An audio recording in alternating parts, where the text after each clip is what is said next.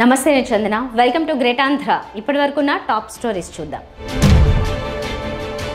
జగన్ మారారు మరి పవన్ విగ్రహ రాజకీయాల్లో రేవంత్ లౌక్యం చెప్పులతో కొడతారు బొలిశెట్టికి వార్నింగ్ ముంపు ప్రాంతం కాదంటారే ఇదేంటి సార్ అబద్ధాల రాజ్యానికి చక్రవర్తి ఉప ముఖ్యమంత్రి పవన్ కళ్యాణ్ విషయంలో మాజీ ముఖ్యమంత్రి వైసీపీ అధినేత వైఎస్ జగన్మోహన్ రెడ్డిలో స్పష్టమైన మార్పు కనిపించింది ఇటీవల జగన్ పిఠాపురం వెళ్ళినప్పుడు పవన్పై ఒక విమర్శ కూడా చేయలేదు గతంలో పవన్ను ఎప్పుడూ పేరు పెట్టి పిలిచేవారు కాదు దత్తపుత్రుడంటూ ఎద్దేవా చేసిన జగన్ ఈ దఫా పిఠాపురంలో పాపం పవన్ కళ్యాణ్ సినీ ఆర్టిస్ట్ అంటూ సానుభూతి కామెంట్స్ చేశారు గత ఎన్నికల ప్రచారంలోనూ అంతకుముందు పవన్తో తమ వ్యవహార శైలి రాజకీయంగా నష్టం తీసుకొచ్చిందని జగన్ గ్రహించారు గతంలో పవన్ వ్యక్తిగత జీవితంపై జగన్ తీవ్ర స్థాయిలో విమర్శలు గుప్పించారు ముగ్గురు నలుగురు పెళ్లాలంటూ సీఎంగా తన స్థాయిని దిగజార్చుకుని మరీ పవన్పై అవాకులు చెవాకులు జగన్ పేలారు శాశ్వతంగా దత్తపుత్రుడి ఇల్లు హైదరాబాద్లోనే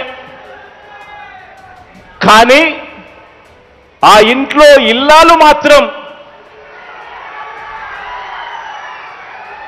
దత్తపుత్రుడి గారి ఇల్లు హైదరాబాద్లోనే కానీ ఆయన ఇంట్లో ఇల్లాలు మాత్రం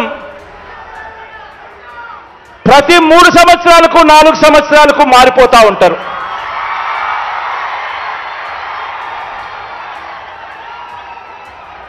ఒకసారి లోకల్ ఒకసారి నేషనల్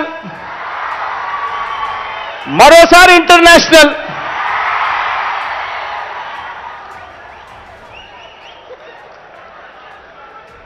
మరి తర్వాత ఎక్కడికి పోతాడో ఆడవాళ్ళన్నా పెళ్లిళ్ళ వ్యవస్థ అన్నా ఈ పెద్ద మనిషికి ఉన్న గౌరవం ఏమిటి అన్నది ఆలోచన చేయమని చెప్పి మిమ్మల్ని అందరినీ కూడా కోరుతా ఉన్నా దయచేసి తన వ్యక్తిగత జీవితం గురించి మాట్లాడొద్దని పలుమార్లు పవన్ కళ్యాణ్ విజ్ఞప్తి చేశారు అయినా జగన్ వినిపించుకోలేదు చివరికి పవన్కు విసుగొచ్చి తన 4వ పెళ్ళాం జగనే అని ఘాటు కామెంట్ చేశారు జగన్కి సంబంధించినంత వరకు పవన్ కళ్యాణ్ అంటే 3 పెళ్ళిళ్ళు 2 విడాకులు అతని దృష్టిలో 4 పెళ్ళిళ్ళు అంటాడు మరి 4వ పెళ్ళం ఎవరో తెలియదు జగన్ ఏమో నాకు తెలియదు మరి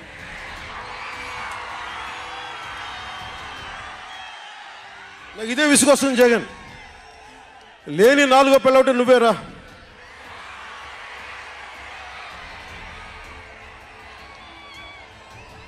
నేను ఎప్పుడైనా సరే భారతి గారికి కూడా చెప్తున్నాను మేడం భారతి గారు మీరు మీ ఊహించుకోండి మేము ఎప్పుడన్నా సరే మిమ్మల్ని చాలా గౌరవంగా భారతి గారు మేడం భారతి గారు అంటాం మీ ఆయన ఇంత నీచంగా ప్రవర్తించినా కానీ చంద్రబాబు గారి సతీమణి కానీ నియోజకవర్గంలో ప్రతి ఒక్కరిని ఇబ్బంది చేసినా కానీ నా ఇంటి సతీమణి అన్నా కానీ పెళ్ళాలను సంబోధిస్తాడు ఆ మాట మిమ్మల్ని అంటే ఎలా ఉంటుంది భారతి గారు ఆలోచించండి ఒకసారి నాకు తెలుగు వచ్చాడు నేను పెద్ద ఇంగ్లీష్ మీడియం చదువుకున్న వ్యక్తిని కాదు నాకు చాలా భాష వచ్చు కానీ సంస్కారంగా ఉండదని మాట్లాడినంతే పవన్ పై జగన్ వ్యక్తిగత విమర్శలు చేయడం కొందరు వైసీపీ నాయకులకు కూడా నచ్చలేదు అయితే జగన్కు ఆ విషయాన్ని ధైర్యంగా చెప్పేవాళ్ళు లేకపోయారు తమ నాయకుడిపై జగన్ వ్యక్తిగత విమర్శలు చేయడాన్ని కాపు బలిజ సామాజిక వర్గం జీర్ణించుకోలేకపోయింది అందుకే వైసీపీకి వ్యతిరేకంగా ఆ సామాజిక వర్గం బలంగా పనిచేసింది టీడీపీతో పవన్ పొత్తు పెట్టుకోవడానికి జగన్ వైఖరే కారణం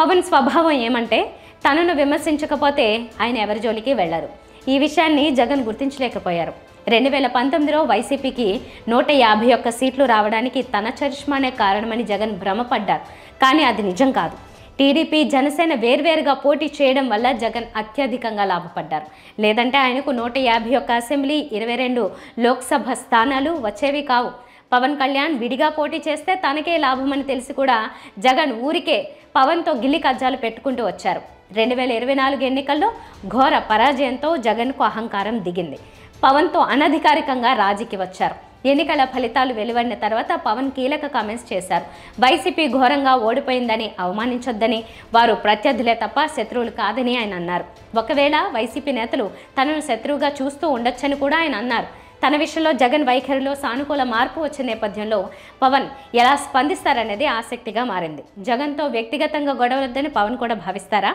లేక గతంలో మాదిరిగానే వైసీపీ అధినేతతో ఢీ అంటే ఢీ అని తలపడతారా అనేది కాలం తేల్చాల్సి ఉంది.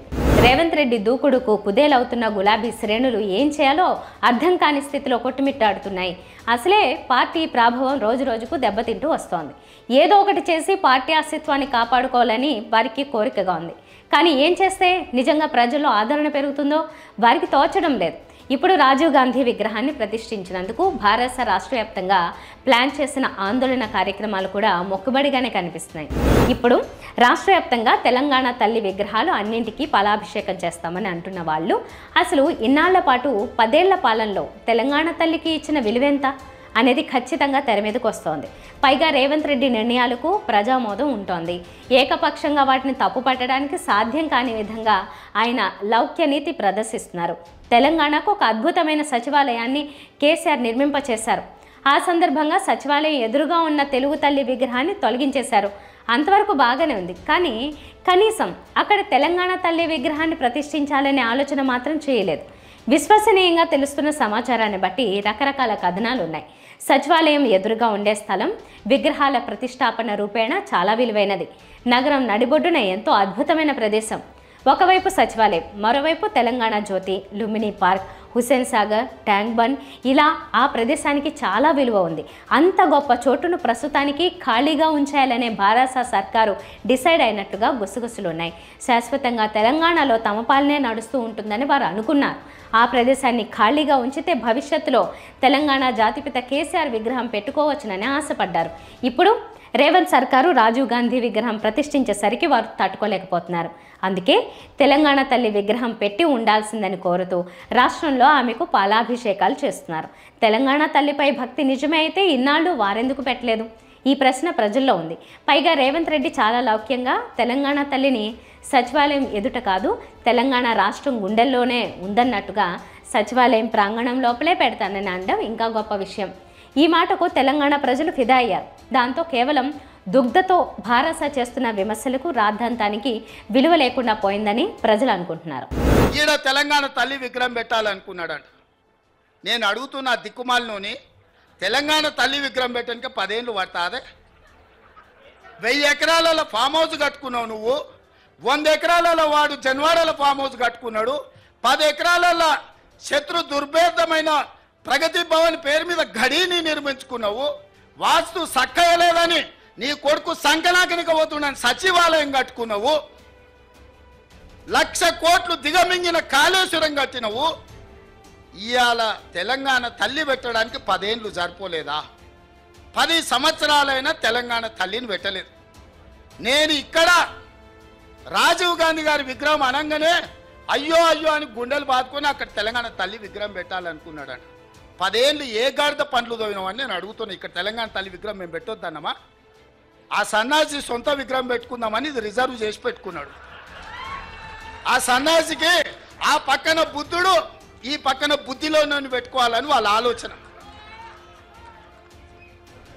అట్లాంటి సన్నాసుల కోసం అమరవీరుల స్తూపం ఒక పక్కన, గౌతమ బుద్ధుడు ఇంకొక పక్కన, పివి నరసింహారావు గారు ఆ పక్కన, ఆ పక్కనే శ్రీమతి ఇందిరాగాంధీ గారు రాష్ట్రానికి పరిపాలన అందించే గుండెకాయ లాంటి ఇక్కడ దేశం కోసం ప్రాణాలు అర్పించిన రాజీవ్ గాంధీ గారి విగ్రహం సముచితం కాదా? మీరు ఒక్కసారి ఆలోచన చేయండి మిత్రులారా. తెలంగాణ వాదులందరూ నేను అడుగుతున్నా, ఈ జగ రాజీవ్ గాంధీ విగ్రహానికి అర్హత లేదా? ఆంధ్రప్రదేశ్లో పార్టీ సర్వం కోల్పోయి, తెలంగాణలో కేంద్రంలో అధికారాన్ని కోల్పోయి, తెలంగాణ రాష్ట్రాన్ని ఇచ్చిన మాట మీద సోనియా గాంధీ గారు నిలబడి తెలంగాణ రాష్ట్రాన్ని ఇస్తే ఆ కుటుంబాన్ని గౌరవించాల్సింది పోయి, ఆ గాడిదలే ఇక్కడ రాజీవ్ గాంధీ విగ్రహాన్ని పెట్టాల్సింది పోయి ఇవాళ మనం పెట్టిన విగ్రహాన్ని అవహేళన చేసి తొలగిస్తామంటారు. ఎవర్రా తొలగించేటోడు? ఒక్కడు రాండి, ఎప్పుడు వస్తారో తారీఖు చెప్పండి బిడ్డ. రాజీవ్ గాంధీ విగ్రహం తీస్తారంట. ఎవడొస్తాడో నేను చూస్తా. అందుకే 10 ఏళ్ళు సన్నాసి నువ్వు తెలంగాణ విగ్రహం పెట్టలేదు, సోయిలేను కాబట్టి తెలంగాణ విగ్రహం సచివాలయం వేలుపల కాదు, రాష్ట్రానికి పరిపాలన అందించే గుండెకాయే. ఆ గుండెకాయ గుండెల్లో ఉండాలని అక్కడ తెలంగాణ తల్లి విగ్రహం డిసెంబర్ 9 నాడు సచివాలయం లోపల పెట్టే బాధ్యత జిమ్మెదారి నాది. తెలంగాణ ఇచ్చింది మేము, తెలంగాణను కాపాడేది మేము, తెలంగాణ తల్లి విగ్రహాన్ని నెలకొల్పేది మేము. డిసెంబర్ 9 నాడు పెట్టి చూపిస్తాం. విశాఖ స్టీల్ ప్లాంట్ ప్రైవేటీకరణకు కార్మిక సంఘాల నాయకులే కారణమని వాళ్ల చెంపలు పగలగొట్టాలంటూ అవాకులు చెవాకులు పెళ్లిన జనసేన నాయకుడు బొలిశెట్టి సత్యనారాయణపై ఆగ్రహం పెల్లుబుకుతోంది. తాళి ఒకరికి కట్టి మరొకరితో సంసారం చేస్తున్నారంటూ తమపై నోరు పారేసుకున్న బొలిశెట్టిపై కార్మిక నేతలు విరుచుకుపడుతున్నారు. బొలిశెట్టికి ఘాటుగా కౌంటర్ ఇచ్చారు. అవాకులు చెవాకులు పేలితే కార్మికులకు కోపం వస్తే చెప్పులతో కొడతారని విశాఖ ఉక్కు పరిరక్షణ పోరాట కమిటీ చైర్మన్ ఆదినారాయణ వార్నింగ్ ఇచ్చారు. కార్మిక సంఘాల పోరాటం వల్లే స్టీల్ ప్లాంట్ ప్రైవేటీకరణ నిలిచిందని గతంలో పవన్ కళ్యాణ్ చెప్పడాన్ని ఆయన గుర్తు చేశారు. జనసేన నాయకుడు ఇప్పుడు ఇట్లా మాట్లాడడం ఏం పద్ధతని ఆయన నిలదీశారు. తమ పోరాటాలని కించపరిచేలా మాట్లాడితే ఊరుకునేది లేదన్నారు. కూటమి అధికారంలోకి వచ్చిన తర్వాత స్టీల్ ప్లాంట్ ప్రైవేటీకరణను ఆపేందుకు ఎలాంటి ప్రయత్నం జరగలేదని ఆయన అన్నారు. దీంతో కార్మికుల్లో ఆందోళన కలుగుతోందన్నారు. అందువల్లే డిప్యూటీ సీఎం పవన్ కళ్యాణ్ కలవాలని అనుకుంటున్నట్టు ఆదినారాయణ తెలిపారు.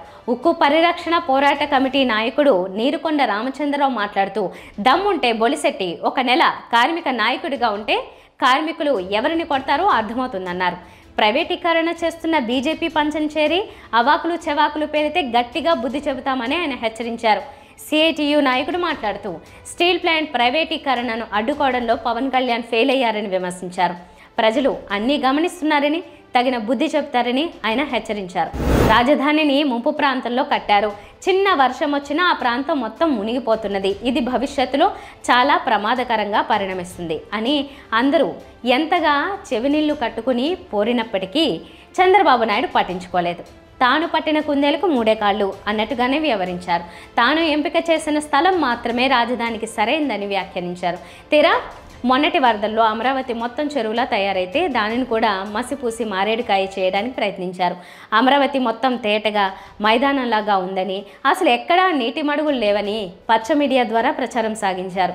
తీరా ఇప్పుడు జాగ్రత్తల పేరుతో వారు తీసుకుంటున్న చర్యలు గమనిస్తే అమరావతి ఖచ్చితంగా ముంపు ప్రాంతం మాత్రమేనని సంగతి అర్థమవుతోంది. ఇప్పుడు అమరావతి నగరం మొత్తం మునిగిపోతుందనే భయంతో బీభత్సంగా ముందు జాగ్రత్త చర్యలు ప్లాన్ చేస్తున్నారు. కాలువలను డిజైన్ చేశామని, 6 రిజర్వాయర్లు నిర్మిస్తున్నామని, రిజర్వాయర్లు నిండిపోతే ఎత్తిపోతల ద్వారా నీటిని బయటకు పంపే ఏర్పాటు చేస్తున్నామని స్వయంగా మంత్రి నారాయణ వెల్లడిస్తున్నారు. కేవలం ముంపు ప్రాంతంలో రాజధానిని ప్లాన్ చేసిన పాపానికి ఇన్ని అదనపు ఖర్చులు పెడుతున్నారన్నమాట. మునిగిపోయే ప్రాంతంలో రాజధాని కడుతూ దాని భవిష్యత్తును ప్రమాదకరంగా మారుస్తూ ఒకవేళ మునిగిపోతే ఆ నీటిని బయటకు తోడేయడానికి ఎత్తిపోతల పథకం కూడా పెడతాం అని చెప్పే ప్రభుత్వం బహుశా ఇది ఒక్కటే ఉండొచ్చు. ఈ క్యాపిటల్ సిటీని నిర్మించేటప్పుడు ఈ నిర్మాణంలో లోపల 3 కెనాల్స్ యాక్చువల్గా డిజైన్ చేసాం.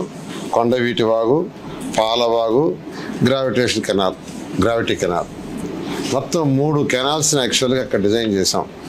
ఈరోజు దానికి సంబంధించిన ఏడీసీ మన యొక్క అమరావతి డెవలప్మెంట్ కార్పొరేషను చైర్మన్తో మరియు మిగతా అధికారులతో యాక్చువల్గా వీటి మీద డిస్కస్ చేశాను. నెక్స్ట్ రైనీ సీజన్ కల్లా ఈ 3 కంప్లీట్ కావాలనే దాంతో యాక్చువల్గా వాళ్ళతో ఈరోజు డీటెయిల్గా డిస్కస్ చేయడం జరిగింది. కృష్ణా రివర్లో పోయానికి 2 పాయింట్లు, ఒకటి ఉండవల్లి, ఇంకోటి వచ్చి కృష్ణా మన వైకుంఠపురం. ఈ 2 దగ్గరలో పంపింగ్ స్టేషన్స్ కూడా ప్లాన్ చేశారు. ఉండవల్లి దగ్గర అయితే 12,350 క్యూసెక్స్ వాటర్ పోయేటట్టుగా ప్లాన్ చేశారు. 1250 క్యూసెక్స్. మళ్ళీ అక్కడ బకింగ్హామ్ కెనాల్లో ఒక 4,000 క్యూసెక్లు పోయేటట్టుగా. అదేవిధంగా ఎక్కడైతే వైకుంఠపురంలో 5,650 క్యూసెక్లుగా.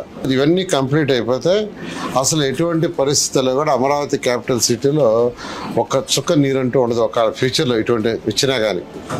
ఆ విధంగా యాక్చువల్గా ఇవన్నీ డిజైన్ చేయడం జరిగింది. అసలు ఎంత వాటర్ వచ్చినా ఆ కెనాల్లో స్టోర్ అయిపోతుంది. ఇంకా అసలు వేరే పంపింగ్ కూడా అవసరం లేదు. ఏదైతే కెనాల్స్ యొక్క వెడల్పు డెప్త్ డిజైన్ చేసామో, ఎంత రెయిన్ ఇచ్చినా గత 100 సంవత్సరాల హిస్టరీ తీసుకున్నాం, ఆ వచ్చిన వాటర్ అంతా ఈ తవ్విన కెనాల్స్లోనే స్టోర్ అయిపోతుంది. ఆ విధంగా యాక్చువల్గా ఈ 3 కెనాల్స్ని కొండవీటి వాక్ కావచ్చు, లేదా పాలవాక్ కావచ్చు, గ్రావిటేషన్ కెనాల్ కావచ్చు, ఈ 3టిని యాక్చువల్గా డిజైన్ చేశారు. ఈ 3 కాకుండా రిజర్వాయర్స్ ప్లాన్ చేసాం. ఒక 6 రిజర్వాయర్స్ యాక్చువల్గా ప్లాన్ చేయబడ్డది. అంటే ఎంత వర్షం వచ్చినా గత 100 సంవత్సరాల చరిత్ర తీసుకుంటే ఈ యొక్క కెనాల్స్లో ఎంత వర్షం వచ్చినా దాంట్లోనే స్టోర్ అవుతుంది, పంపింగ్ కూడా అవసరం లేదు. ఒకవేళ కెనాల్స్లో కంటే ఎక్కువ వస్తే రిజర్వాయర్లో స్టోరేజ్ ప్లాన్ చేస్తాం. చంద్రబాబు నాయుడు అమరావతి పేరుతో రియల్ ఎస్టేట్ దందా నడిపిస్తున్నారనే విమర్శలు తొలి నుంచి ఉన్నాయి. అయిన వారికి రియల్ ఎస్టేట్ ప్రయోజనాలు దక్కకుండా ఉండేందుకే ఆయన ఇప్పటికీ ఇలాంటి ప్రయత్నాలు చేస్తున్నట్టుగా విమర్శలు వస్తున్నాయి. ఈ జాగ్రత్తలు మంచిదే కానీ ఇదంతా ముందు లేదు కదా, ఇప్పుడు ముంపు భయంతోనే చేస్తున్నారు కదా అని ప్రజలు అంటున్నారు. ముఖ్యమంత్రి చంద్రబాబు నాయుడుపై సోషల్ మీడియా వేదికగా వైసీపీ ఎంపీ విజయసాయిరెడ్డి ఘాటు విమర్శలు కొనసాగిస్తున్నారు. మరీ ముఖ్యంగా బాబు ఇంటిని కూల్చాల్సిందే అని విజయసాయి డిమాండ్ చేయడం గమనార్హం. ఏపీలో కూడా హైడ్రా లాంటి వ్యవస్థ తీసుకొస్తామని మంత్రి నారాయణ ప్రకటించిన నేపథ్యంలో విజయసాయిరెడ్డి వరుసగా ఎక్స్లో పోస్టులు పెట్టడం చర్చనీయాంశమైంది. తాజాగా విజయసాయిరెడ్డి పోస్ట్ ఏంటో పరిశీలిద్దాం. అబద్ధాల రాజ్యానికి చక్రవర్తి శ్రీ చంద్రబాబు నాయుడు. ఇక అతని పరివారం ఎలా ఉంటుందో వేరే చెప్పక్కర్లేదు. సిగ్గు విడిచిన వ్యక్తికి తన తప్పు కనపడదన్నది నానుడి. పాలకులకి ఒక న్యాయం, పౌరులకి ఇంకొక న్యాయం ఉండదు. చట్టం ముందు అందరూ సమానులే. సీఎం చంద్రబాబే పర్యావరణ పరంగా సున్నితమైన కృష్ణానది ఒడ్డుపై కట్టిన అక్రమ కట్టడంలో నివసిస్తున్నప్పుడు బుడమేరు రివిలెట్పై ఇల్లు పగలగొట్టే నైతిక అధికారం అతనికి ఎక్కడుంటుంది? అందువల్ల చంద్రబాబు నివసించే అక్రమ కట్టడం మొదట కూలగొట్టడం సముచితం. చంద్రబాబును అబద్ధాల రాజ్యానికి చక్రవర్తిగా అభివర్ణించడం ద్వారా సీఎంపై ఓ రేంజ్లో టార్గెట్ చేశారని అర్థం చేసుకోవచ్చు. కృష్ణానది పరివాహక ప్రాంతంలో చంద్రబాబు ఎలా నివాసం ఉంటారని ఆయన నిలదీయడం గమనార్హం. కావున ఇతరుల నివాసాలను కూల్చే నైతిక హక్కు బాబుకు లేదని ఆయన మరోసారి అభిప్రాయపడ్డారు. ఇది ఇవాల్టి టాప్ స్టోరీస్. మరిన్ని అప్డేట్స్తో కలుద్దాం. నమస్తే.